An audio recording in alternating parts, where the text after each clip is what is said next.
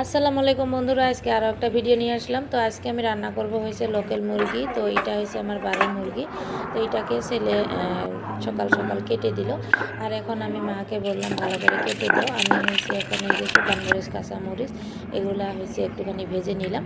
তো আমি যেহেতু বাটা মশলা খাই, এখন এই যে শিলের মধ্যে ভালো করে বেটে নিলাম। তো তারপরে হয়েছে এদিকে মাংসটা ধুয়ে নিব।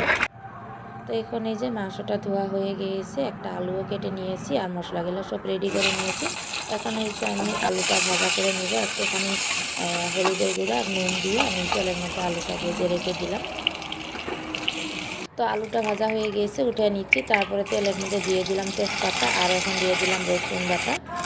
তো রসুন বাটা দিয়ে দিলাম। এখন দিয়ে দিয়েছি হচ্ছে পেঁয়াজ কুচি। তো পেঁয়াজ কুচি দিয়ে একটুখানি লাড়াচাড়া করে মরিচ বাটা দিয়ে দিলাম আর একটা আদা বাটা। আর এখন দিয়ে দিলাম হয়েছে জিরা ধনিয়ার গুঁড়া, হলুদের গুঁড়া, নুন আর কয়েকটা গোটা রসুন। তো এগুলো দিয়ে একটুখানি পানি দিয়ে ভালো করে মশলাটা কষে নিয়েছি।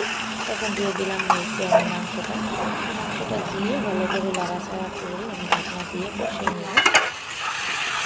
তো মাংসটা আমরা ভেজে কিন্তু কষানি। তো ভালো করে কষানি হয়ে গেলে মাংস খেতে ভালো লাগে। তারপরে দিয়ে দিলাম হয়েছে ভেজে রাখা আলু দুইটা দিয়ে আরও আমি ঢাকনা দিয়ে কষিয়ে নিয়েছি। এখন হয়েছে পরিমাণ মতো পানি দিয়ে রান্না করে নেব। তো যেহেতু এটা লোকাল মুরগি, এটা আমি ঝোল করব, একটুখানি বেশি করে দিয়ে দিলাম। এখন হয়েছে এই যে মাংসটার বলক এসে গিয়েছে, এখন গরম মশলা বাটাটা দিয়ে দিলাম, দিয়ে আর একটুখানি জাল করে নামিয়ে নিব।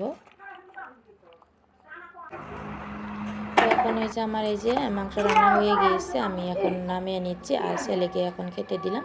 ছেলে হয়েছে খেয়ে কলেজে চলে যাবে, তো রেডি হয়ে গিয়েছে, ওকে খেতে দিলাম। আর খেয়ে তো বললো দারুণ হয়েছে আজকে। তো আজকের মতো এই পর্যন্তই।